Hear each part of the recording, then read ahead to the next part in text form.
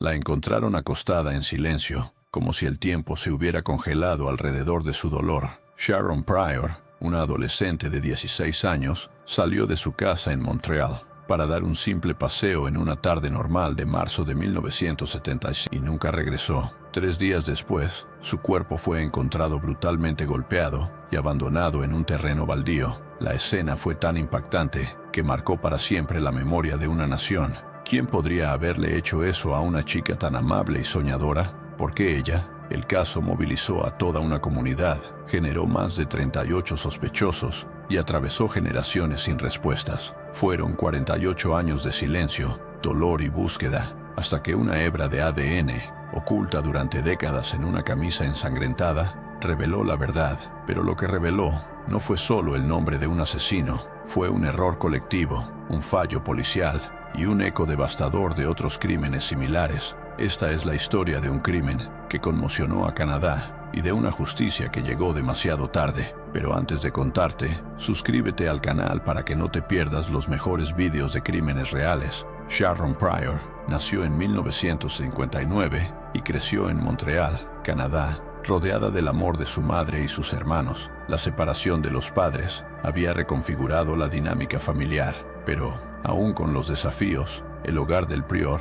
era un ambiente de afecto y complicidad. Sharon era el tipo de chica que dejaba una huella donde quiera que iba, no por lo que decía, sino por cómo miraba, ayudaba y se preocupaba. Inteligente, empática y madura para su edad, soñaba con ser veterinaria. Tenía un amor incondicional por los animales y una energía inagotable para los deportes, especialmente el judo. Los profesores la describieron como disciplinada y sus amigos como leales. Para su madre, ella era el alma de la casa. En el barrio de Point St. Charles donde vivían, Sharon era considerada una adolescente ejemplar.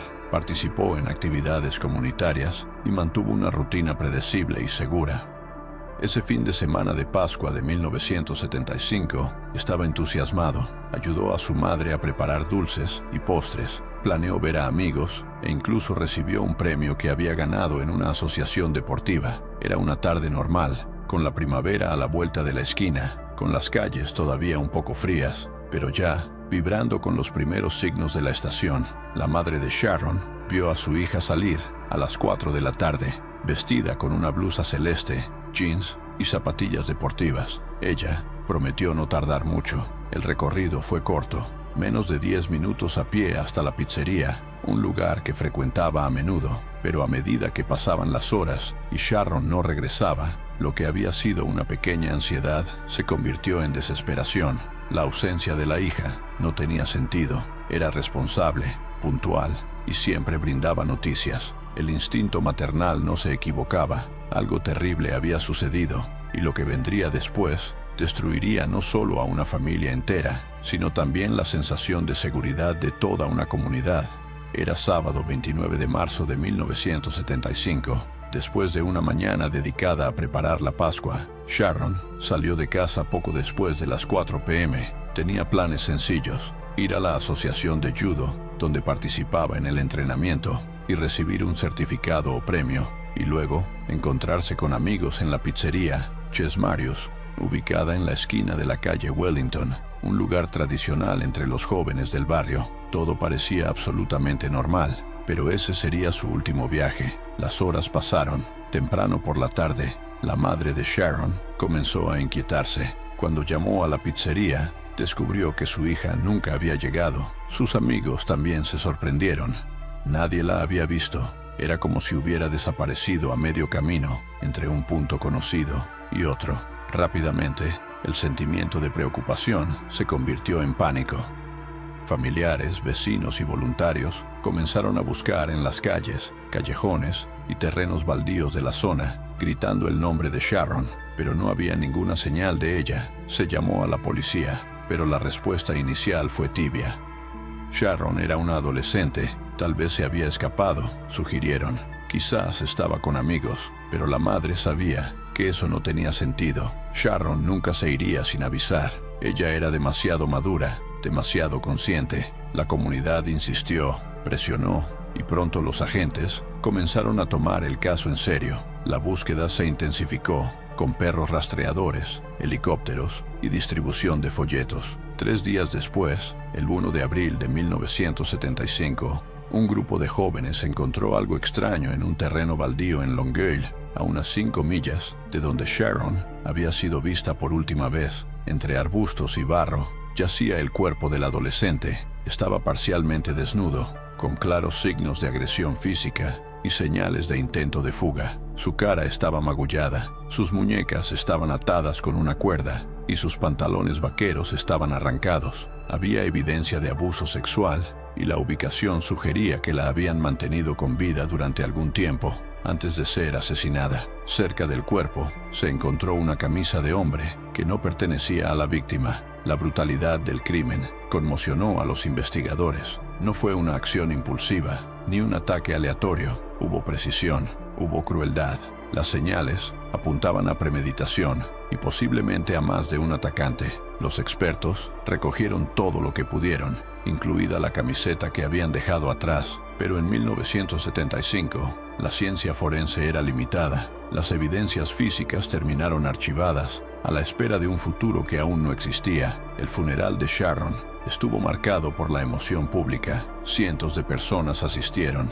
El luto se ha apoderado de la familia. Era como si cada madre del barrio estuviera enterrando a una hija. El caso llegó a los titulares nacionales y pronto empezaron a recordarse otras desapariciones.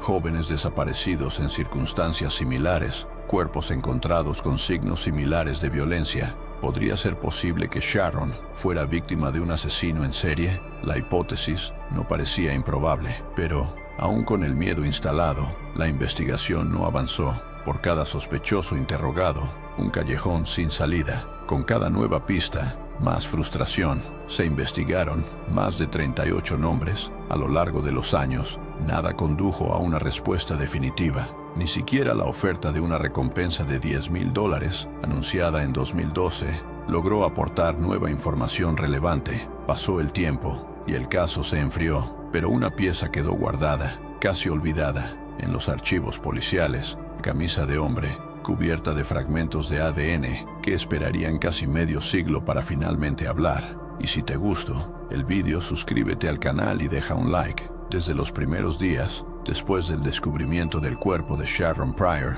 la policía de Montreal se encontró bajo presión. La brutalidad del crimen y el perfil de la víctima, una joven conocida y querida, exigieron respuestas rápidas. La comunidad lo exigió, la prensa lo siguió y el miedo se extendió. Pero lo que siguió fue una larga serie de errores, sospechas equivocadas y años de frustración. Durante la investigación, fueron interrogadas formalmente más de 38 personas. Algunos fueron detenidos temporalmente. Entre ellos se encontraban conocidos de la víctima, exnovios de amigas, clientes habituales de la pizzería, vecinos del barrio e incluso personas ajenas que pasaban por la zona los días del crimen. La falta de pruebas concretas y la ausencia de un sistema de análisis de ADN funcional en 1975 dificultaron cualquier avance. El caso empezó a adquirir los contornos típicos de los casos sin resolver. Uno de los sospechosos más citados en ese momento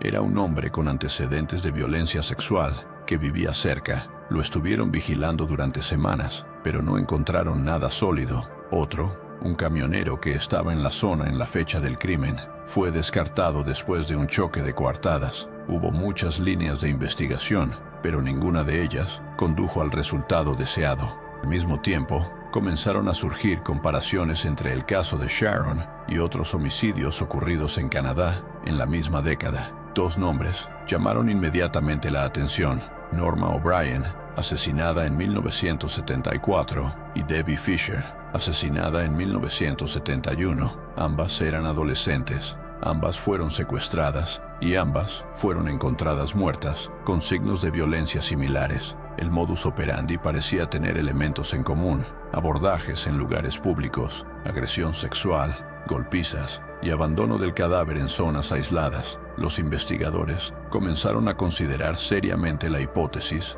de que el mismo autor o grupo pudiera estar detrás de estas muertes. La teoría de un asesino en serie ganó fuerza, pero sin evidencia técnica que vincule definitivamente los casos, siguió siendo solo una posibilidad. A falta de certeza, la policía canadiense se dividió en investigaciones paralelas, sin una cooperación efectiva. Se ignoró o archivó información importante sin una referencia cruzada de datos adecuada. La propia madre de Sharon contaría, años después, que fue tratada con desdén en varias ocasiones, como si su hija hubiera sido la culpable de lo que le sucedió. En la década de 1980, los avances en las técnicas de análisis de trazas todavía eran lentos. La evidencia física del caso, incluida la camisa del hombre encontrada junto al cuerpo, se conservó, pero no se pudo analizar con precisión. Esto solo empezó a cambiar con la aparición del ADN como herramienta de investigación criminal. En la década de 2000, con el fortalecimiento de la genealogía genética y de las bases de datos forenses, comenzaron a resolverse algunos casos sin resolver en Canadá y Estados Unidos. La esperanza se reavivó. En 2012, la familia de Sharon logró crear un fondo para ofrecer una recompensa de $10,000 a cualquiera que pudiera proporcionar información confiable. La acción tuvo repercusiones, pero, una vez más, no se tradujo en pistas concretas. La frustración fue inmensa.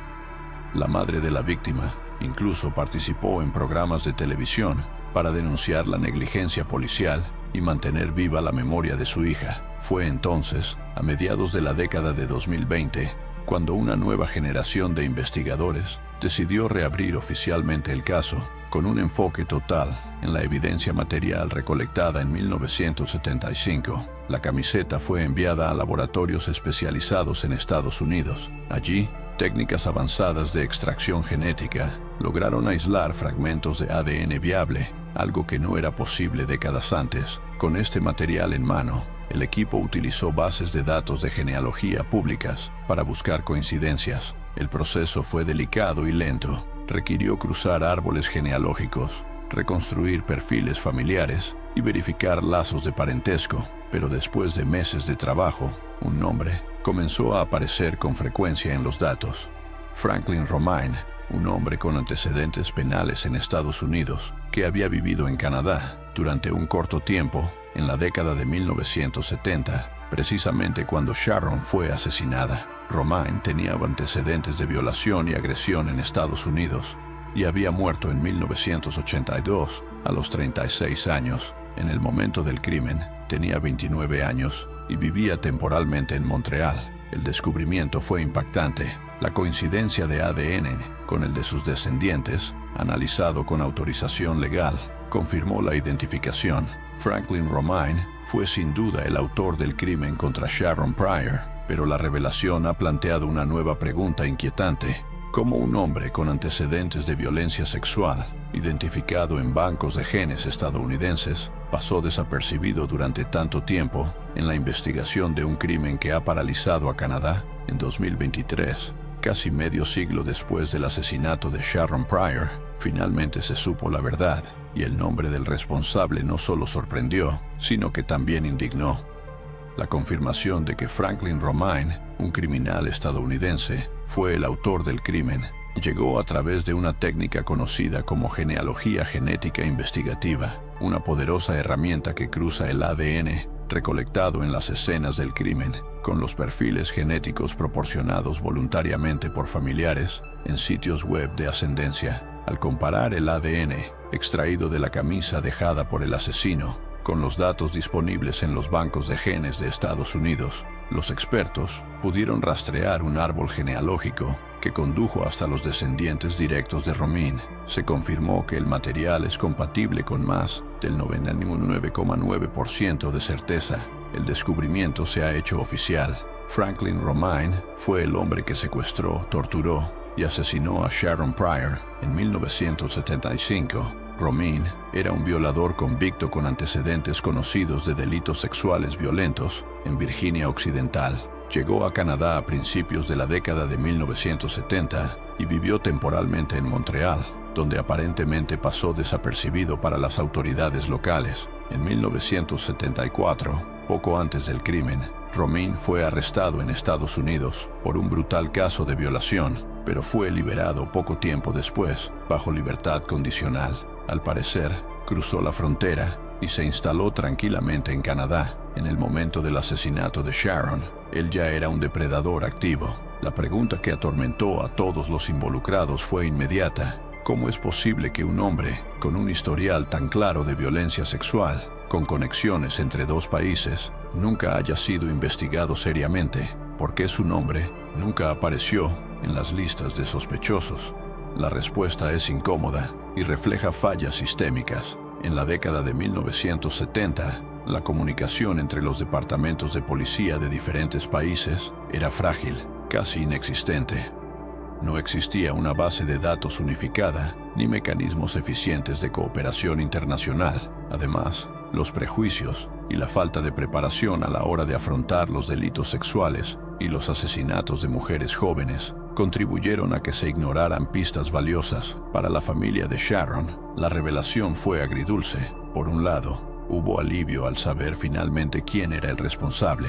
Por otro lado, el dolor de darse cuenta de que la respuesta siempre estuvo allí, en evidencia preservada, pero no analizada adecuadamente durante décadas. La madre de Sharon, que pasó años buscando justicia, se ha convertido en un símbolo de resiliencia. Participó en programas, enfrentó a las autoridades, mantuvo vivo el nombre de su hija, cuando muchos ya habían perdido la esperanza. Y fue precisamente esa insistencia la que empujó a las autoridades a recurrir a las nuevas tecnologías, lo que finalmente permitió resolver el caso. La revelación del nombre de Romain también ha reavivado las investigaciones sobre otros viejos crímenes. Si fue capaz de cometer tanta brutalidad contra Sharon, sería posible que estuviera relacionado con otros asesinatos de la época. Los casos de Norma O'Brien y Debbie Fisher, por ejemplo, aún no se han resuelto. Hay similitudes en los patrones, y ahora las autoridades están revisando las escenas y la evidencia de estos crímenes, buscando cualquier conexión genética con Romine.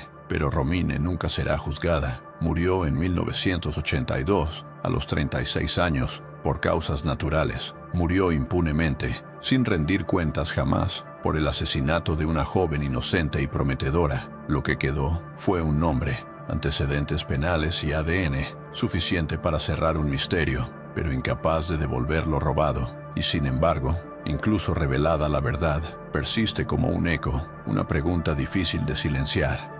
¿Qué hubiera pasado si la ciencia hubiera llegado antes? ¿Cuántas vidas se podrían haber salvado? ¿Y cuántos otros casos siguen esperando un hilo invisible de ADN para finalmente hacer justicia? El caso de Sharon Pryor no es solo un trágico registro en la historia criminal de Canadá, es también un retrato del dolor de una familia que se negó a rendirse, la lucha de una madre que enfrentó el silencio institucional y la persistencia de una comunidad que no ha olvidado. Fueron 48 años de angustia, de preguntas sin respuesta, de cumpleaños marcados por la ausencia y fechas conmemorativas heridas por la memoria. La justicia ha llegado, tarde, sí, pero ha llegado, y con ello llegó la confirmación de que la verdad no muere con el tiempo. La ciencia, combinada con la memoria colectiva y el coraje de quienes se niegan a permanecer en silencio, fue capaz de romper el espeso velo del olvido. Sharon tenía sueños, quería cuidar animales, formar una familia, vivir. Hoy, su nombre está grabado no solo en los documentos de un caso resuelto, sino también en los corazones de todos aquellos que se conmovieron con su historia. Que tu vida, truncada tan cruelmente, sirva de advertencia y de inspiración, y no dejemos nunca de preguntarnos cuántos casos siguen esperando la oportunidad de ser escuchados. Si esta historia te conmovió, considera compartir el video para que más personas puedan conocer el caso de Sharon Pryor y comprender la importancia de la ciencia forense en la búsqueda de justicia. Suscríbete al canal para seguir otros casos reales y en profundidad como este. Tu atención y empatía hacen la diferencia.